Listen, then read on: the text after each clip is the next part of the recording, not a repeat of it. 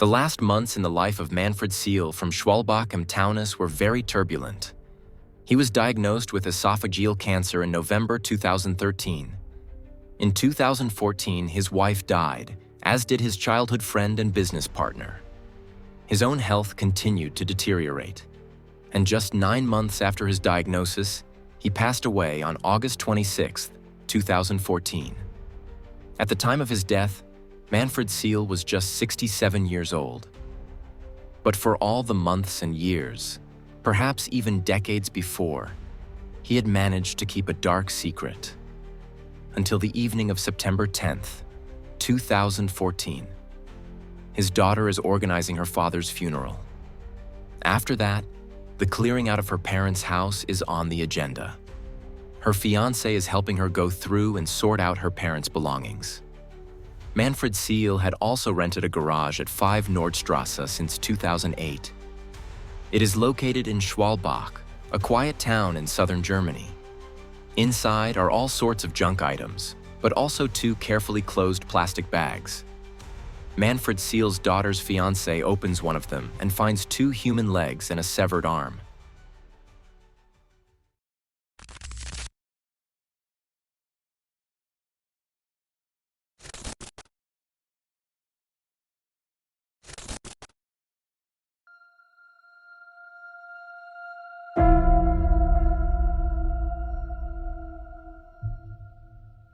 After the shocking discovery, Manfred Seel's relatives immediately alert the police.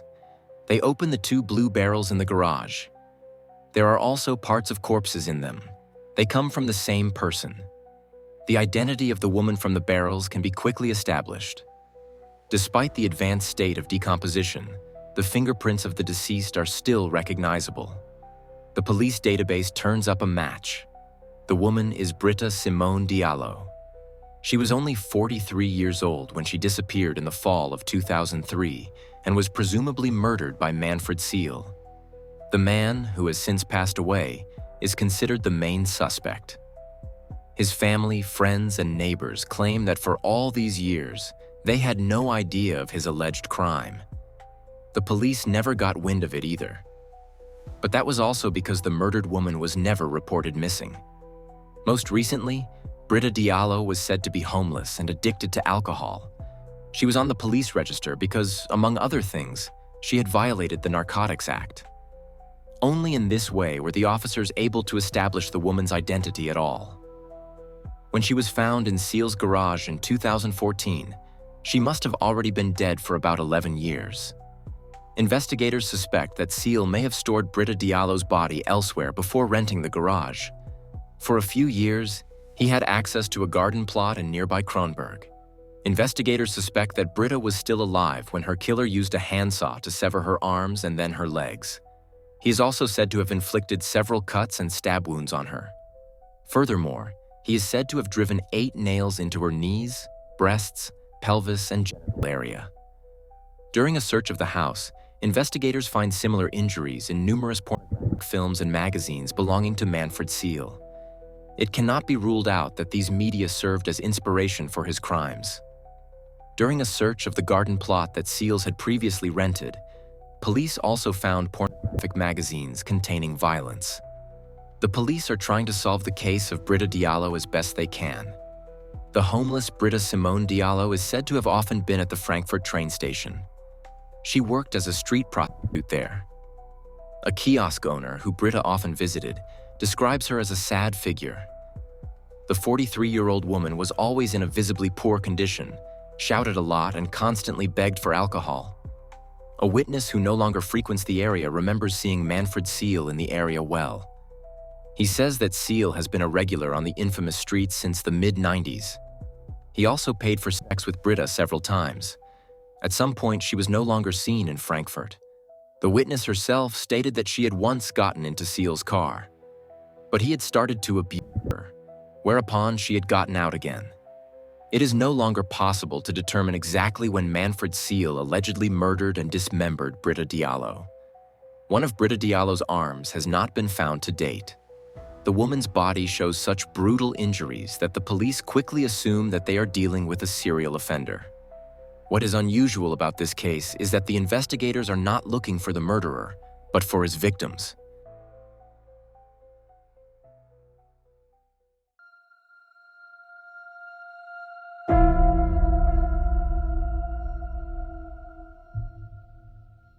The police are working their way through the entire estate of Manfred Seel.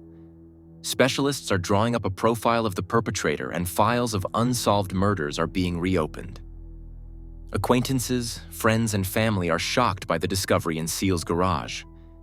He had not attracted negative attention from anyone. He was well integrated in his hometown and was considered a friendly neighbor. The alleged serial killer's life story also appears very normal at first glance. Manfred Seel was born in Kronberg in 1946 and spent his childhood in Oberursel. He had no brothers or sisters. He was confirmed at the age of 15. He completed his schooling in Frankfurt. This was followed by an apprenticeship as a cliché etcher and 2 years of military service. In 1973, he married his wife. From 1974, he initially attended evening classes at a grammar school. He then began studying art and social history. However, he never graduated from university. Seel worked in his training occupation and later founded a company with his childhood friend Werner Lederer. They organized transportation and cleared out apartments. In 1979, the daughter of Manfred Seel and his wife was born. The three of them lived in a single-family house owned by Seel's wife's family. He expanded the cellar and often retreated there. In an interview with a newspaper, a neighbor said,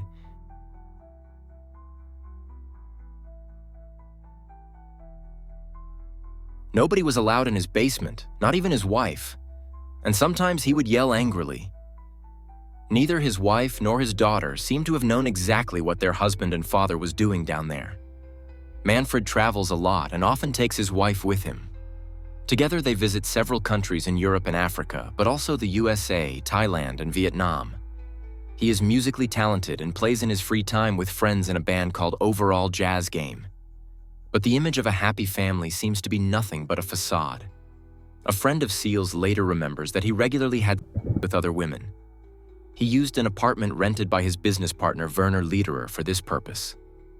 In the 90s, he was also known as a regular customer in Frankfurt's red light district. He once offered a neighbor a ride to look at women. However, the neighbor stayed at home, and Seel left alone. He usually went there on Saturday nights after dark.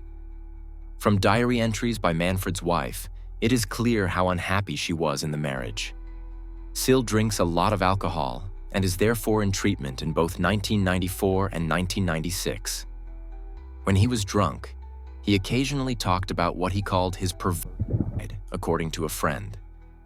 Much of it revolved around violence and power fantasies, but the friend attributed these statements to Seel's alcohol consumption. After his death, police found data storage media in Seel's basement containing tens of thousands of images and videos. According to media reports, these included not only violent pornography, but also scenes of cannibalism and child pornography. Some of the injuries to his victims, which I will tell you about in a moment, were almost exactly the same as those in the pornographic films. Seel was also registered in at least 2 forums for people with necrophilic and violent tendencies. However, he mostly used the internet through an encrypted program. This means that the examination of his computer data will take years. A photo developing machine was also found, but no pictures that Seel could have produced with it. However, it may simply have been a relic from his professional life. After more than 20 months of investigative work, the police went public with the case in May 2016. The main hope is that this will lead to information about Manfred Seel and his background. This would make it easier to determine whether he may have committed further murders. The investigators are working through numerous cold cases from Frankfurt and the surrounding area after Britta Diallo's body was found. The focus of the investigation is not only on missing persons, but also on murders. The investigators are concentrating in particular on cases with sadistic attributes. In an interview about the Seel case, criminal psychologist Lydia Benecca explains, "Sadism means that one is sexually aroused by the suffering, pain, and humiliation of one's counterpart. She goes on to explain that committing such acts unnoticed by those around them is typical of perpetrators who, on the one hand, have extreme killing fantasies but, on the other, are able to lead an orderly life. In total, Manfred Seel is linked to up to 10 murders. According to the police, there was an accumulation of body discoveries in and around Frankfurt in the late 80s and 90s. From 1971 to the late 80s, there are fewer suitable cases that the police can reopen. Investigators are considering that this could be related to Seel's circumstances during that period. If the deceased really is a serial killer, a gap in the 70s and early 80s could be explained by his changed biography. During this time, Seel's biography changed due to his marriage to his wife, his studies, and the birth of his daughter. But even before that, Manfred Seel could have possibly murdered one of his victims. Aufgrund des Verletzungsbilds im Fall Diallo, des Leichnams aus den Tonnen in Schwalbach vom September 2014 und der Erkenntnis, dass es sich hier offensichtlich um das Ausleben von Fantasien des sexuellen Sadismus an diesem Leichnam bzw. möglicherweise auch an dem noch lebenden Opfer handelt, müssen wir zwingend davon ausgehen, dass es sich hier nicht um eine einzelne, isolierte Tat handelt.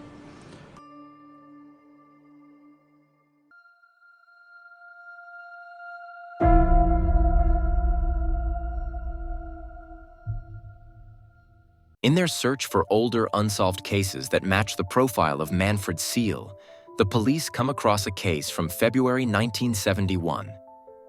At the time, the body of a young woman was found in a remote wooden hut near Friedberger Landstrasse in northern Frankfurt. The dead woman is identified as Gudrun Ebel, who was just 19 years old. She worked as a cleaner in a nursing home in Frankfurt.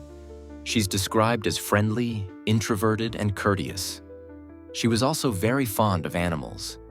She lived in a house in Frankfurt's Westend district with her parents and 7 siblings. At least until the time when Gudrun stopped coming home. She was strangled and her abdominal wall was cut open. The perpetrator removed her small intestine, uterus, and right ovary. In an interview broadcast in 2022, one of her sisters said, "She had alcohol in her blood, so I assume she knew him. And he got her drunk and somehow took her there, because I can't imagine any other way." Gudrun wasn't the type to let herself be lured into an arbor. Not far from where Gudrun's body was found, there was a discotheque called Red Horse at the time of the crime. It is not clear whether she or Manfred were guests there that evening, but it is an obvious theory. Gudrun's injuries match those of Britta Diallo in their sadistic nature. While Britta's body is missing an arm, Gudrun's organs are missing. If Manfred Seel had committed the crime, he would have been 24 years old at the time.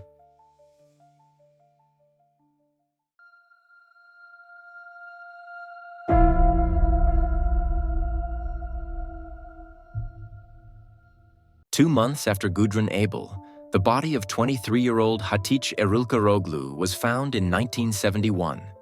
Just a few months earlier, the mother of 2 had come to Germany from Turkey to find a new job. She started working in a nursing home. It was the same facility where Gudrun Ebel worked. However, the two did not know each other. Hatice had planned to bring her husband and 2 small children to Germany soon. Unfortunately, she never got the chance. When Hatice's body was found in Frankfurt's Gutleut district, it had been mutilated. She had numerous stab wounds and cuts. Her labia and part of her left breast had been removed. In addition, she had probably been struck over the head with a rock. During the struggle, she and her murderer probably slid down a small slope near the Camberg Bridge. In the process, her face was smashed. Manfred Seel's training center was located near the nursing home where Hatice and Gudrun worked. Only a railroad crossing and a few houses lie between them. However, Seel quit his job there between the murders of Gudrun and Hatice. According to an acquaintance of Seel, he later worked with his clearing company for the nursing home in question. There is also said to have been a party location not far from where Hatice's body was found. Hatice's injuries again match Manfred's unnatural preferences. Like Britta Diallo and Gudrun Ebel, her body is missing body parts that are never found.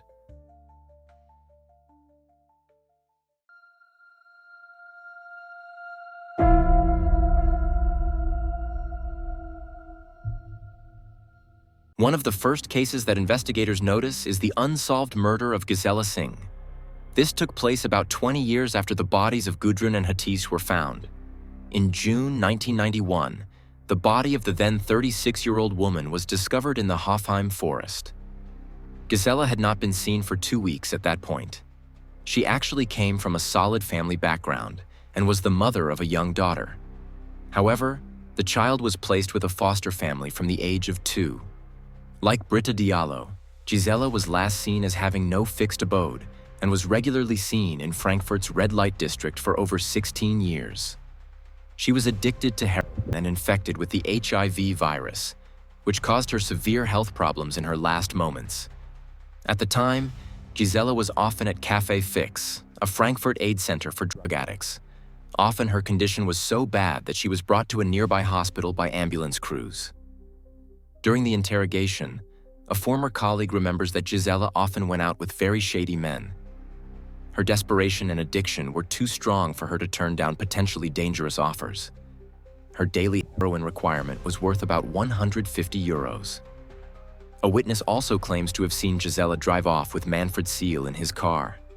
When mushroom pickers found Gisela's body, it was covered with branches and leaves. She had been strangled. Her clothes and shoes had been neatly placed next to her head. Gisela Singh's abdomen had been cut open and her small intestine removed. It was never found. Parts of her skin are also missing. At the time, Manfred Seel did not appear on the radar of the investigators. Just 1 day after the body was found, he flew to the United States for a vacation in Florida. If Seel had committed the murder of Gisela, he would have been about 45 years old at the time of the crime. This circumstance makes Seel's guilt in the murders of Gudrun Ebel and Hatice Eruelkeroglu seem even more likely. It is questionable whether a brutal murder like that of Gisela Singh was a first offense. Rather, investigators assume that the perpetrator had previously committed similar crimes.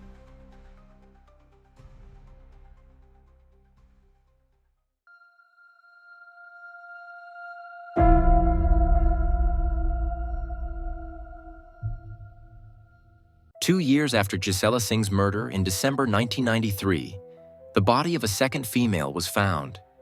Near a highway overpass on the 661 freeway near Frankfurt, street cleaners find blue garbage bags. Inside are the remains of 31-year-old Dominique Monrose. She was stabbed in the heart. She was last seen on December 3, 1993. She was presumably murdered shortly thereafter. During the autopsy, traces of methadone were found, so Dominique must have taken the substance shortly before her death.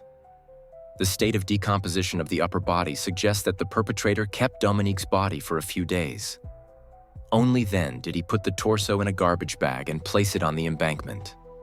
Dominique was born on the Caribbean island of Martinique. Unfortunately, it is not known when and why she came to Germany.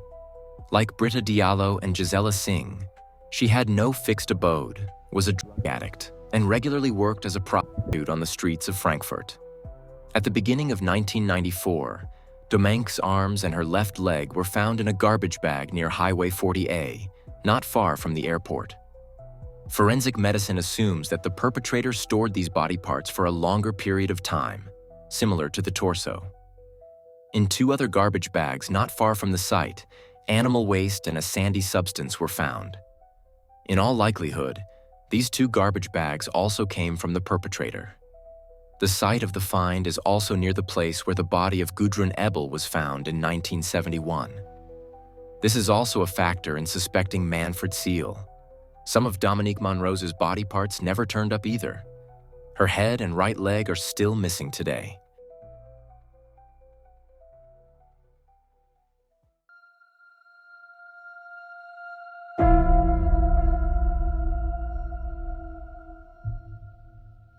As mentioned at the beginning, Seel is said to be involved in up to 10 crimes.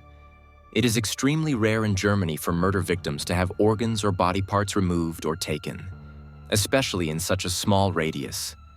The perpetrator profile for the murder cases is so specific that the investigators can assume that they are connected and that Manfred Seel is the perpetrator.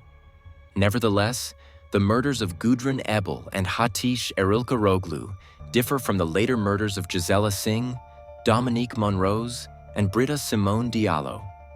The last three women were more easily accessible from the point of view of the perpetrator. They were more vulnerable due to their homelessness, their addiction, and their work in the red light district. Gudrun and Hatice, on the other hand, appear to have been torn out of a more structured daily life. Nevertheless, other similarities exist, leading to the assumption that Manfred Seel did not focus on just one potential victim group in his alleged crimes.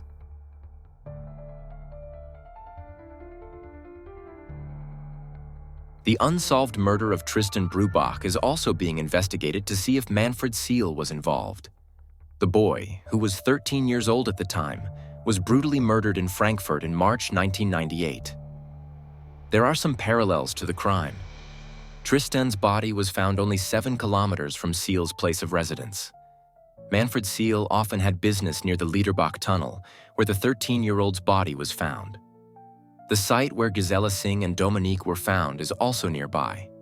In the case of one of his victims, Seel placed the shoes next to the body's head. In the case of Tristan, his shoes were placed on his body. This could suggest a similar motive. There is a fingerprint of the perpetrator on one of Tristan's exercise books. However, this does not match the fingerprints of Manfred Seel. The police have officially ruled out the possibility that Manfred Seel is the murderer of Tristan.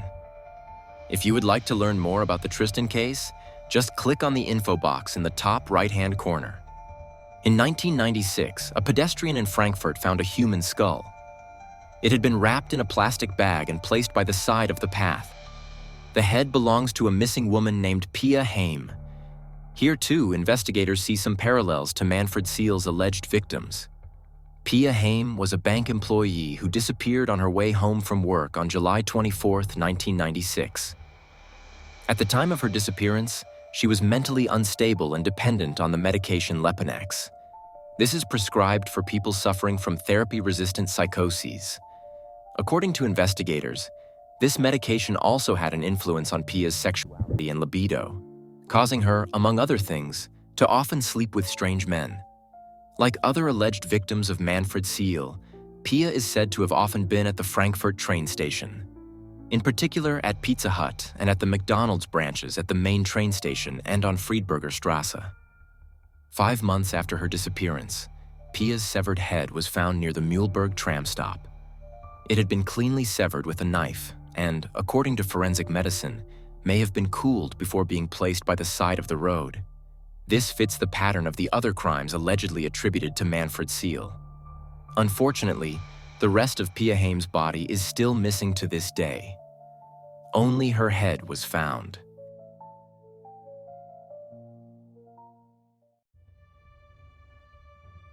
The list of cases that are being re-examined goes on. The police are once again looking into 2 missing persons cases from 1998 and 1999. Both missing women were last seen in Frankfurt, and shortly after their disappearance, Manfred Seel is said to have traveled to the United States. Shortly after the murder of Gisela Singh, Seel also traveled to the United States. Perhaps these trips were a kind of temporary escape for him. Both women were last active in the red light district. Unfortunately, even less is known about Julia Schroeder and Gabriele de Haas than about the other women who may have been murdered by Seel. The only thing known about Julia is that she indulged in S&M practices. This could have made her a potential victim for a motivated perpetrator. In 2004, a female head was found that has not yet been identified. It was discovered wrapped in aluminum foil at a barrage. The woman is believed to have come from Eastern Europe and to have been around 40 to 50 years old. This case is also of interest to investigators with regard to Manfred Seel. But since the woman's identity is still unknown, investigations are hardly possible. All that remains of the unknown woman is her decomposed skull.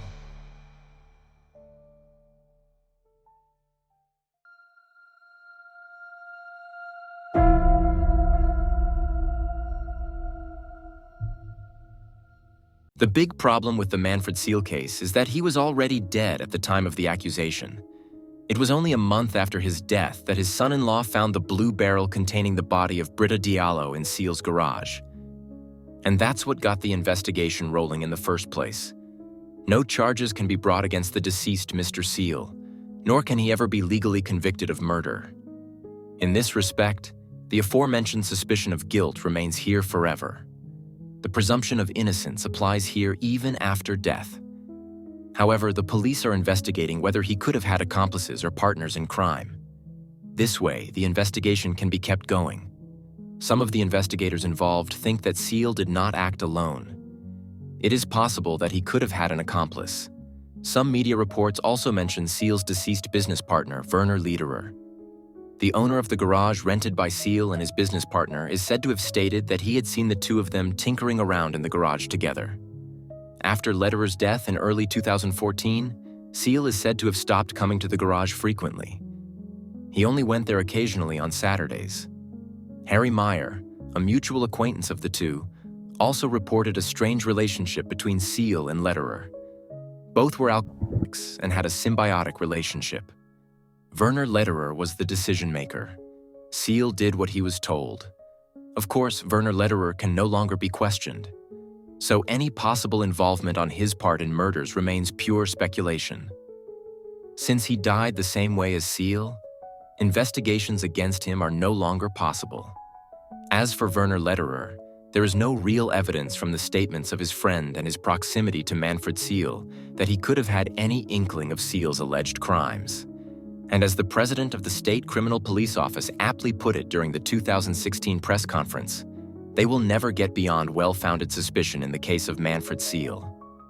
If Seel and, if applicable, an accomplice really did commit the murders he is suspected of, and this is assumed, one thing in particular stands out. Body parts are missing from all the corpses. During a press conference, an official said, if they added up, they could actually create a new body from it. Profiler Alex Peterman classifies Manfred Seel as a suspected sex murderer who acted out sexual fantasies during his crimes.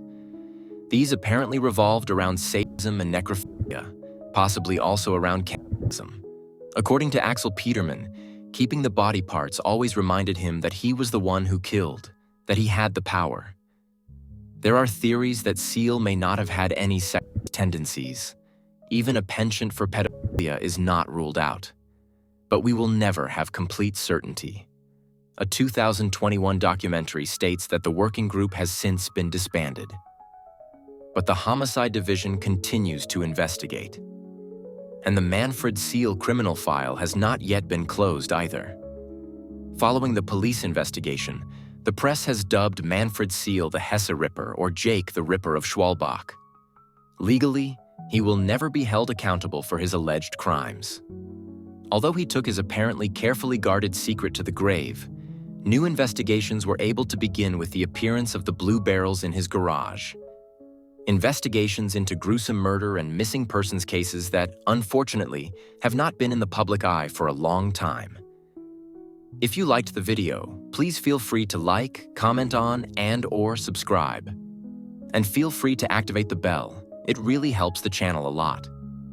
This way, the video gets a lot of interaction shortly after uploading. And a lot of interaction means that YouTube might suggest the video to people who haven't subscribed to the channel yet. Thank you very much in advance. And thank you for watching. Feel free to check out my socials, you'll find the links in the description. And other than that, there's not much more to say. I hope you're having a great morning, afternoon, or evening, depending on when you're watching this video. And I hope we'll meet again next week. Until then, ciao folks.